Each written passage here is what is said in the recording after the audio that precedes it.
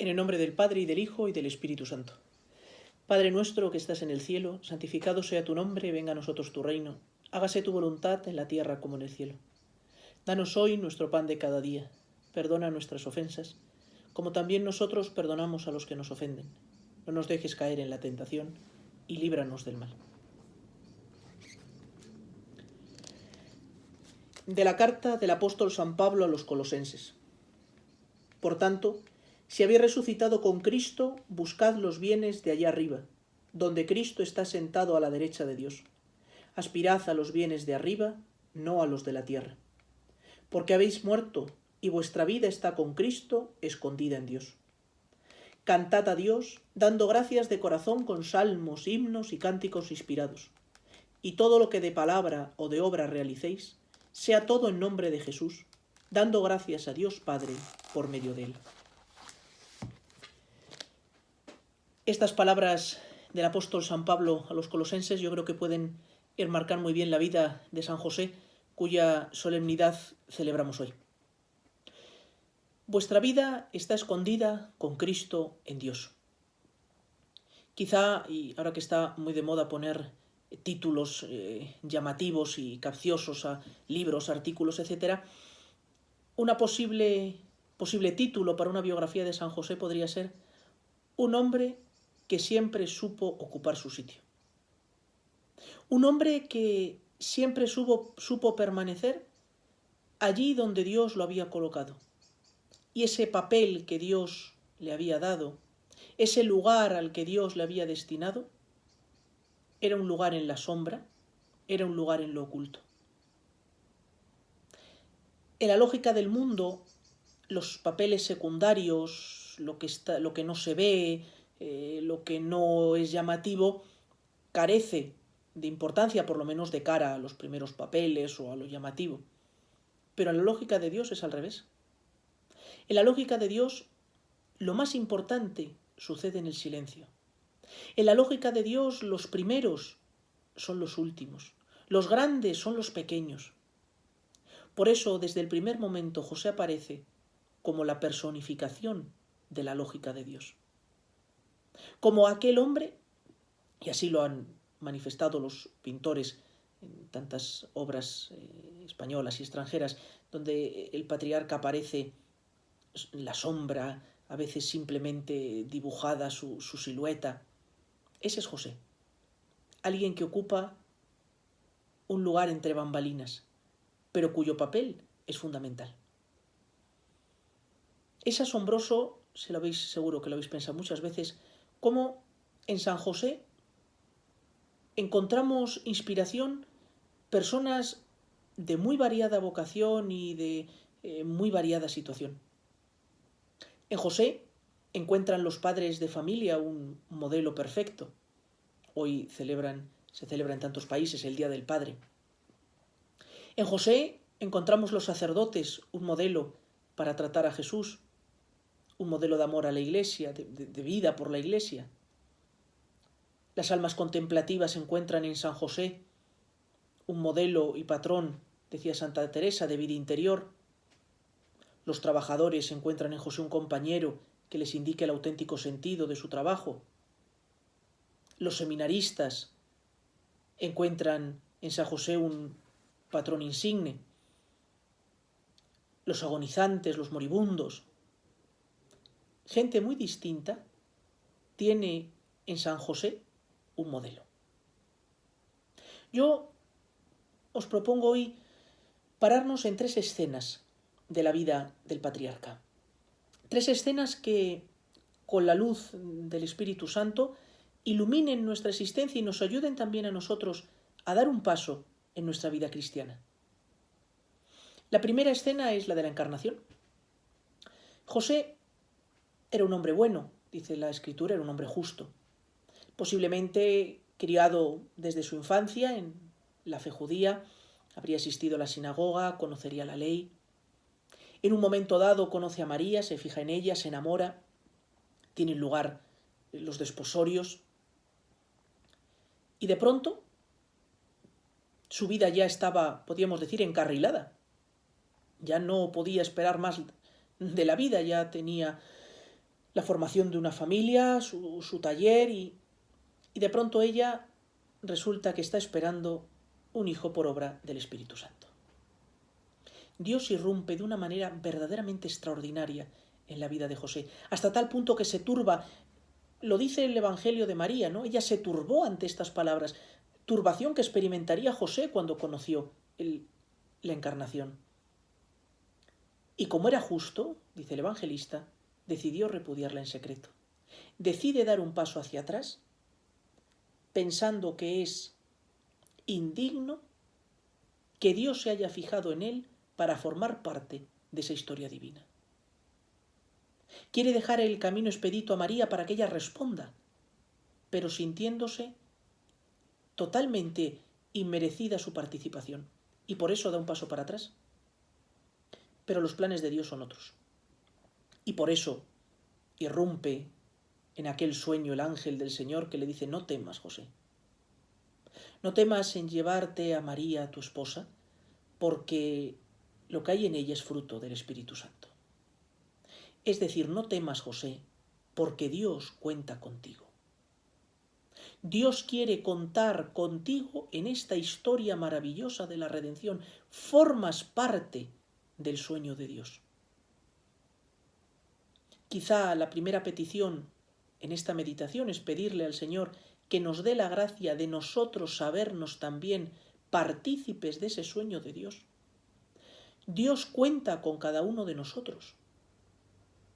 Ser cristiano es ser consciente de que Dios nos ha mirado, de que Dios nos ha amado y de que Dios nos ha dado una misión. Cuando Dios ha pensado este momento, ahora en el que nos encontramos, no lo ha pensado ajeno a las personas que estamos en él. Dios ha contado contigo y conmigo en este momento histórico.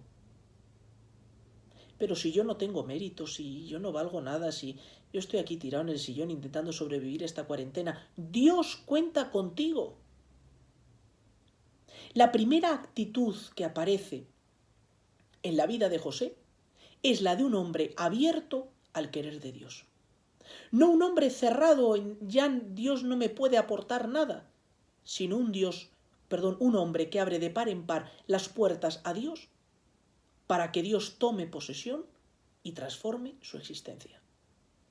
Ojalá que nosotros tengamos también esa misma apertura hacia la acción de Dios. Es verdad que, humanamente mirado, desde el momento en que José dice que sí, desde que acoge a María en su casa, desde que dice que sí a formar parte de esa historia divina, la historia de José humanamente se trastoca. Ya no habrá un momento de paz, ya irá de un lado para otro, todos serán inconvenientes. Pero José nunca se siente solo, porque sabe que su vida tiene un sentido, ha descubierto para qué vive. Ojalá que nosotros, con la misma seguridad que José, sepamos para qué vivimos. En estos días en donde estamos, podríamos decir, yendo a lo nuclear y a lo fundamental, en cierto modo prescindiendo de tantas cosas, es un momento en el que a lo mejor Dios se manifiesta de una manera muy grande, recordándonos el sentido de nuestra vida. No somos lo que hacemos, no somos lo que tenemos, no somos lo que los otros piensan, no somos lo que los otros dicen, somos lo que somos a los ojos de Dios. Eso fue lo primero que descubrió José, que Dios había pensado en él cuando él se creía incapaz. Acompáñanos, José, ayúdanos, José, a descubrir esa voluntad de Dios para nosotros, ese plan que Dios tiene para nosotros. La segunda escena que os propongo es la escena de Belén. Abandonan Nazaret, un camino relativamente corto. Con qué mimo y con qué cariño acompañaría José a la Virgen, como durante ese recorrido José miraría a la Virgen con complicidad, como queriéndola haberla ahorrado todo ese camino, y como María solamente con su mirada le diría: no te preocupes, voy bien. Como llegan a Belén, aporrean las puertas, no hay sitio para ellos, posiblemente no por maldad del corazón humano, sino porque estarían llenos, porque no pedía alojamiento una pareja normal, sino la pareja, o sea, la mujer iba embarazada, a punto de dar a luz, no, tampoco había un sitio como para ellos. Y acaban en una pequeña cueva, en un lugar de animales. Qué distinto era aquel paraje al que posiblemente José y María se habían imaginado. Quizá en Nazaret, tampoco hay que tener demasiada imaginación, pues habrían dejado preparadas cosas, pues una cuna, su propio hogar. En Belén, Dios manifiesta su modo de ser. Decía el Papa San Juan Pablo II en la exhortación Redentoris Mater que María tuvo que hacer su propio itinerario de fe. Yo creo que lo mismo se puede decir de San José. San José tuvo que hacer su propio itinerario de fe. José, a través de su propia vida, de cómo Dios iba guiando su vida, descubrió un modo concreto de ser de Dios. Podemos decir, José fue descubriendo los gustos de Dios. Y en Belén, José descubre de una manera verdaderamente palpable y manifiesta que a Dios le gusta la pobreza, lo pequeño, lo que no se ve, lo que no cuenta, el silencio, el olvido. José descubrió que a Dios no le gusta lo grande, lo estruentuoso, En Belén Dios manifestó sus gustos y en Belén José descubrió los gustos de Dios. Por eso, la segunda petición de esta meditación puede ser que el Señor nos conceda a nosotros también la gracia de descubrir sus gustos. Y descubriendo sus gustos, que le demos gusto en todo. Es entrar, como decía al principio, en una lógica totalmente distinta. Igual que los enamorados luchan por dar gusto a las personas a las que quieren y van descubriendo pequeños detalles, también nosotros debemos descubrir qué es lo que le gusta a Dios. Y a veces hemos de reconocer que entre los gustos de Dios y los nuestros hay un abismo inmenso. Se ha descrito en la teología espiritual y en la teología estética de muchas maneras. Ya San Pablo hablaba, ¿no?, de aquella lucha entre el hombre viejo y el hombre nuevo, etc. En definitiva, es ese enfrentamiento entre el gusto de Dios y mi propio gusto. San José aparece como un hombre que sabe dar gusto a Dios, como un hombre que sabe descubrir los gustos de Dios, que sabe abrazar los gustos de Dios, aunque esos gustos de Dios lleven la persecución, huida a Egipto, o aunque esos gustos de Dios lleven la propia incomodidad. Porque cuando se busca dar gusto a Dios, cuando se descubre el camino del amor auténtico a Dios, ya no se miden las incomodidades o las dificultades, sino que solo se busca el disfrutar y el gozar de ese amor de Dios. Por eso aparece en la iconografía cristiana la imagen de José abrazando al niño. Es la imagen del amor paterno-filial, pero es la imagen de todo amor humano que abraza. Y al abrazar al niño, no solo está abrazando físicamente al niño, sino está abrazando los gustos de Dios. Ojalá que también nosotros aprendamos, que también nosotros seamos dóciles para descubrir esos gustos de Dios. Y la tercera escena que os propongo no aparece propiamente en el Evangelio, pero es la escena del hogar de Nazaret, del taller de Nazaret.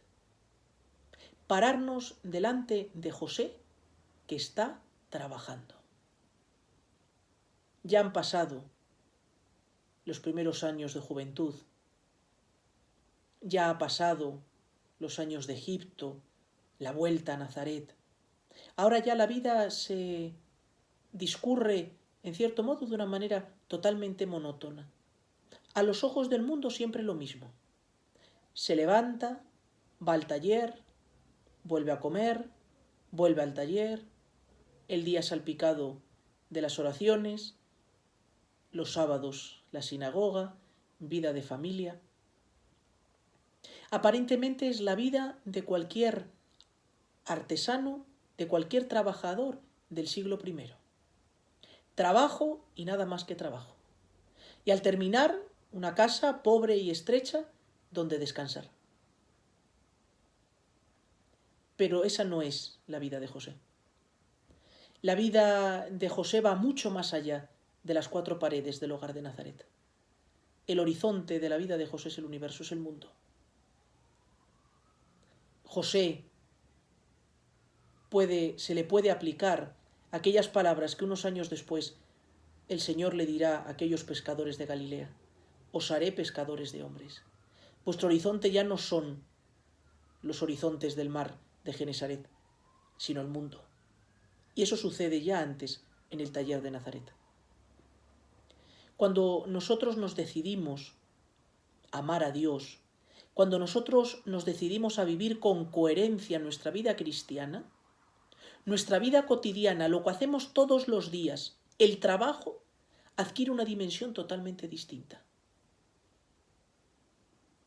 Nos ha enseñado la Iglesia repetidamente que para un cristiano el trabajo no es solo algo que hay que hacer, sino que forma parte del camino de santidad de los hombres. Que el trabajo no es un castigo del pecado original, sino que forma parte del plan que Dios ha previsto para que el hombre se desarrolle como tal. Por eso, cuando tiene que llevar a cabo la encarnación, cuando se hace uno de nosotros, lo hace en el seno de una familia y de una familia trabajadora. Y junto a José en el taller vemos a Jesús que aprende el oficio del que hace las veces de su padre. No nos cansemos de ver a Jesús trabajar, de contemplar a Jesús trabajar, de contemplar a José trabajar, para descubrir el auténtico sentido de nuestro trabajo. Un trabajo que no se agota en la materialidad de lo que hacemos, sino que unido a Cristo adquiere un valor verdaderamente grande. Todo lo que hacemos, lo hemos leído también en la carta a los colosenses, hagámoslo en nombre del Señor Jesús. Ojalá que nosotros seamos capaces también de convertir nuestro trabajo en una ofrenda a Dios. Ahora, limitado por las circunstancias en las que estamos, muchos no han limitado su trabajo, al contrario lo han duplicado. Pensemos en todos los sanitarios, en todas las personas, agentes públicos que están velando por nosotros. Pero el trabajo es algo de Dios, el trabajo es algo divino que nos asemeja al propio Dios. La primera definición que aparece en el libro del Génesis, el primer atributo que aparece en el libro del Génesis en sus primeros capítulos, es un Dios que hace, un Dios que trabaja. El hogar de Nazaret se convierte para todos los cristianos en modelo de familia, en modelo de hogar. En Nazaret todo está puesto para que Dios lleve a cabo su obra. Todos son conscientes de que están respondiendo a un querer de Dios. Ese es el secreto de la familia cristiana. El que sabe que en el centro de su familia está Dios. En aquella familia de Nazaret estaba físicamente el Verbo hecho carne. También debe estar presente Dios en nuestra familia. Pidamos, tercera petición de esta meditación, al Señor por intercesión de San José, que nos conceda descubrir el sentido del trabajo, el trabajo que nos dignifica, el trabajo que nos construye, el trabajo que nos santifica, si lo hacemos unidos a Jesús. Aquel hogar de Nazaret es para todos los hogares cristianos un auténtico modelo. Encomendemos a San José, a los novios que están en recta final o que están en los inicios. Encomendemos a las familias, encomendemos a nuestras familias, encomendemos las vocaciones sacerdotales, encomendemos a la vida contemplativa, encomendemos a todos los trabajadores. Yo os invito a que paséis un rato asomados a la ventana de aquella casa de Nazaret y contempléis qué es lo que sucede. No sucede nada y está sucediendo todo. No sucede nada extraordinario y está sucediendo la redención. Dios está redimiendo el mundo en aquel taller. A veces pensamos que nuestra vida es anodina, que no hacemos o que no hay nada llamativo, no hay nada extraordinario.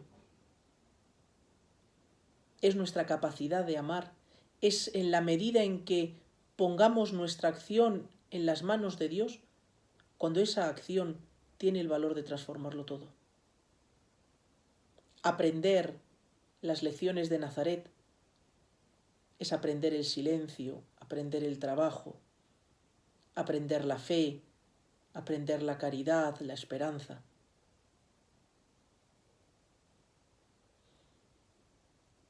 Y sin embargo, hay un momento en el que se corta la historia de José.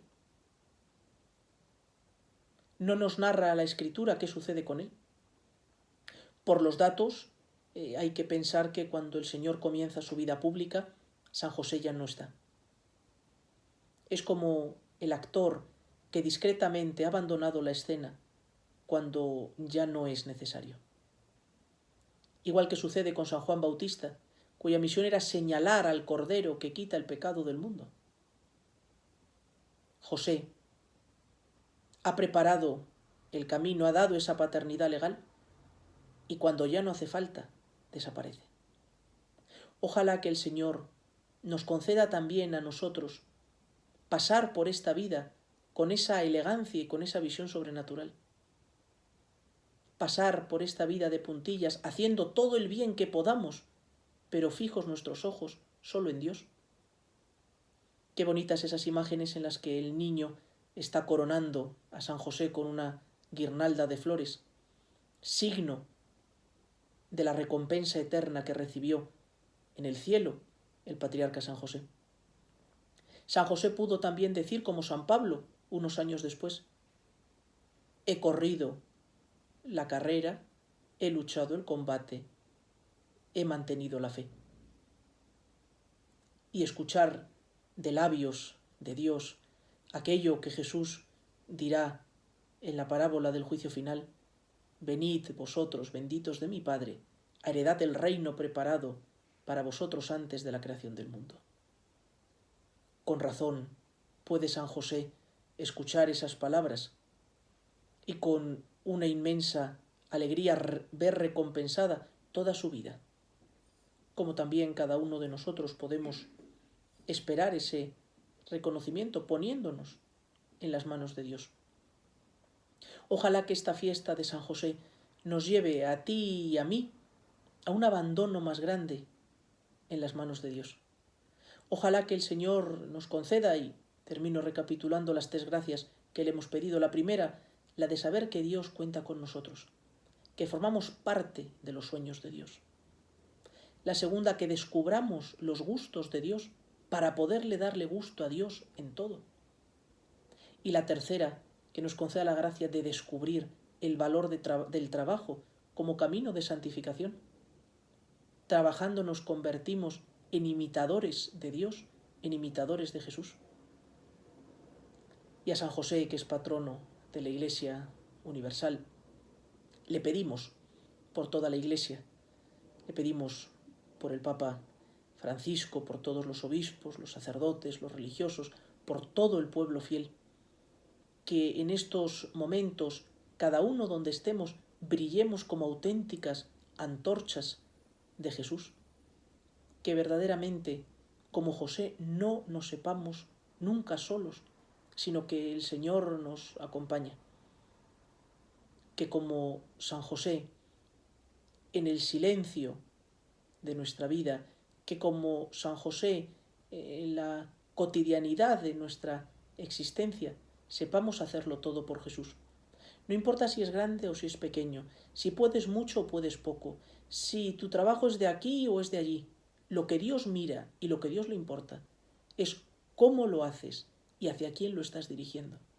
El trabajo no es más grande o más pequeño según los criterios del mundo, sino según los criterios de Dios. Y lo que quiere es que, y lo hemos leído en los Colosenses, lo hagamos todo para la gloria de Dios.